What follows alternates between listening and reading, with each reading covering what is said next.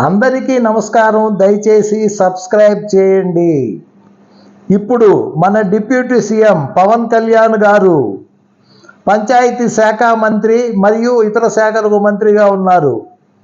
ఆయన ఈ ఆగస్టు 15 స్వతంత్ర దినోత్సవ వేడుకలు అన్ని పంచాయతీలలో జరుపుటకు అధికారులను పిలిచి ఫైల్ తెమ్మని, ఇంతకుముందు ఒక్కొక్క పంచాయతీకి ఎంత కేటాయించి ఉన్నారు అని చూడగా చిన్న పంచాయతీలకు 100 రూపాయలు, పెద్ద పంచాయతీలకు 200 జరుగుతుంది ఇన్ని సంవత్సరాలుగా.